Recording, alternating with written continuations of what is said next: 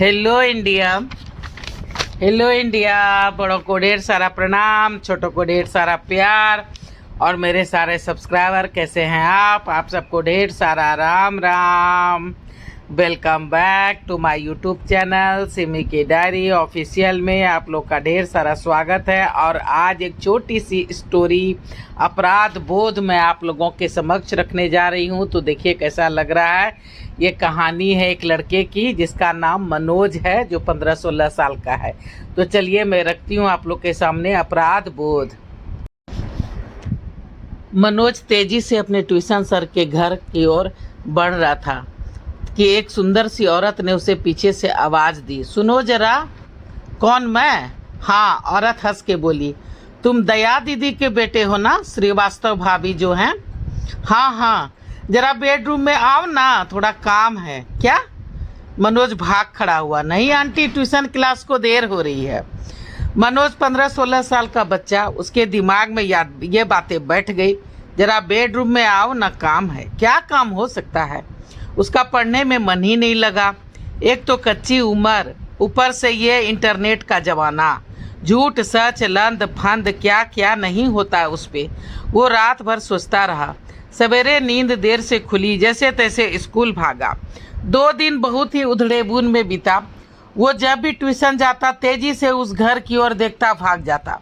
एक दिन उसके दोस्त ने पूछ ही लिया, क्या बात है मनोज साहब, पढ़ाई लिखाई में मन ही नहीं लग रहा है आपका? कोई गर्लफ्रेंड मिल गई है क्या? अरे गर्लफ्रेंड तो नहीं, पर वो आंटी। मनोज के मुंह से अनायास निकल गया, आंटी? अरे क्या बात है, बताओ ना। नहीं कुछ भी नहीं, नहीं कुछ भी नहीं।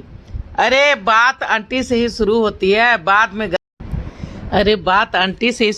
है, बाद में गर्लफ्रेंड मिलती है। बताओ ना क्या बात है। गोपाल, जो कि बहुत ही बदमाश लड़का था, उसने कहा। दूसरे दिन क्लास खत्म होने के बाद भी दोस्तों ने पीछा नहीं छोड़ा। मनोज का करीबी दोस्त आकाश ने पूछा, मुझे तो बताओ क्या बात है। मैं किसी को नहीं बताऊंगा। तो मनोज ने कहा, ट्यूशन सर के घर के आगे जो मकान है ना, उसमें जो आंटी रहती है, उसने एक दिन मुझसे कहा कि बेडरूम में आओ ना, कुछ काम है। क्या? पर वो तो अच्छी है, वो बहुत अच्छी है। तुम किसी को ये नहीं बताना, जरूर उन्हें तुमसे कुछ काम होगा इसलिए कहा होगा। तुम उन्हें जानते हो?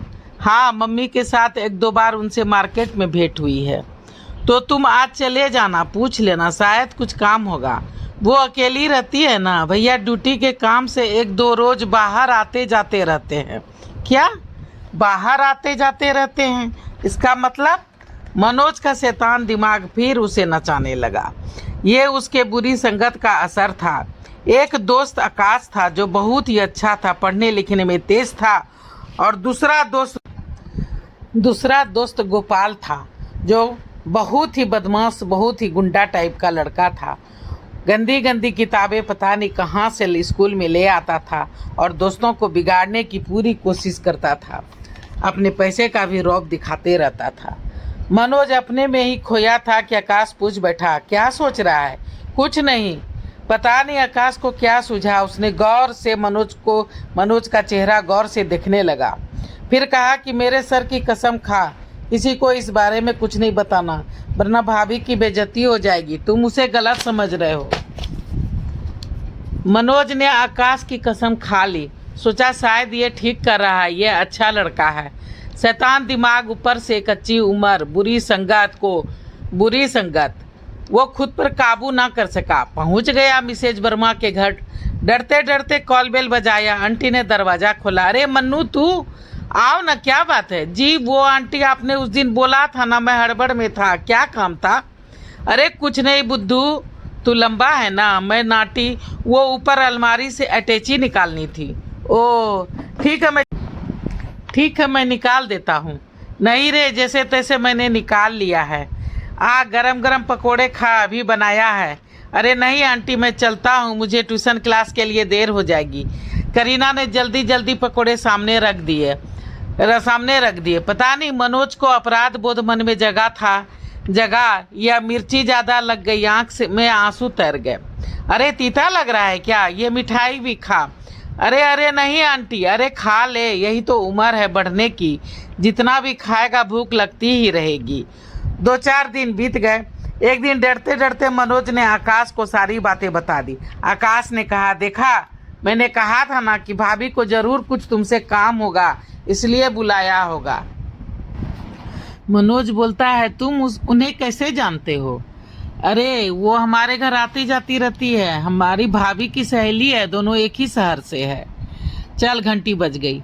पहले तो मनोज का दिमाग खराब हो रहा था और अब जो है अपराध बोध ने जकड़ लिया। उसने सोचा कि मैं आंटी से जाके माफ़ी मांगूंगा। हिम्मत करके दूसरे दिन ट्यूशन क्लास के थोड़ी देर पहले निकला। डरते डरते फिर से कॉल बेल बजाया। इस बार किवाड़ जो है सो एक आदमी ने खोला। अरे मन्नू, तुम आओ, आप हमें जानते हैं? वो अकबका गया। अरे हाँ भाई, तुम श्रीवास्तव भाई के बेटे हो ना, कितनी बार तो हम मिले हैं, तुमने मुझे पहचाना नहीं? आओ बैठो, कुछ काम था? हाँ, वो परसों शाम में घर में पूजा है, मम्मी ने कहा था आंटी को बताने के लिए, तो सोचा कि ट्यूशन जा रहा हूँ तो बताते जाओ। अच्छा आओ, हम लोग चाय पी रहे हैं, तुम लोग भी पियो, तुम भी पियो। करीना बोली कि अभी बना के लाती हूँ। मनोज बोला, नहीं आंटी, देर हो रही है, मैं जाता हूँ। दूसरे दिन मनोज को घबराया देख के आकाश पूछ बैठा, अरे अब क्या बात है? तो उसने सारी बातें सच सच बता दी। यार गड़बड़ हो गई, मैं माफ़ी मांगने गया था, सामने अंकल को देखा तो घबराहट में कुछ बहाना नहीं सूझा तो झूठ मूठ बोल दिया कि परसों शाम में पूजा है, मम्मी ने बुलाया है। आकाश हंस पड़ा। अरे बुद्धू, इस तरह की अपराध बोध वाली बातें मन तक ही रखते हैं, कहने से बात का बतंगड़ बन जाता है। भगवान ने तुम्हें बचा लिया। अब गोपाल से दूर रहा कर और पढ़ाई लिखाई में ध्यान दिया कर। कुछ ज़रूरत हो तो मुझसे पूछ लिया कर। मेरे पास पढ़ने के लिए कभी कभी आ जाया कर। पर पूजा की बात जो झूठ बोल दिया उसका क्या होगा? अरे भाभी कल मायके जा रही है, भैया तो थे नहीं यहाँ, कल ही तो आए हैं, इसलिए तो तुम्हें एटीची उतारने के लिए बुला रही थी। मतलब मेरा झूठ, मैंने जो झूठ बोला, अरे चलो बच गया। हाँ चलो, तब तो मेरा झूठ नहीं पकड़ा जाएगा, मैं बच गया। हाँ, भाभी की छोटी बहन की शादी है, मेरे भैया भाभी भी जा रहे हैं, इसलिए मुझे पता है। मनोज के जान में जान आ गई और उसने कसम खा ली कि अब सिर्फ पढ़ाई लिखाई करूँगा, गोपाल जैसे शैतान से दूर रहूँगा। आकाश हंस पड़ा, बोला, हाँ अब लौट के बुद्धू घर को आए। तो दोस्तों, ये स्टोरी देखिए आप लोग को कैसा लगता है। पहली बार चैनल पे आए हैं तो सब्सक्राइब कीजिए, लाइक कीजिए, शेयर कीजिए और अपनी वाणी को मैं यहीं पे विराम देना चाहती हूँ। जय भोलेनाथ, हर हर महादेव। और आप लोग को ढेर सारा थैंक्स मेरा वीडियो को वॉच करने के लिए।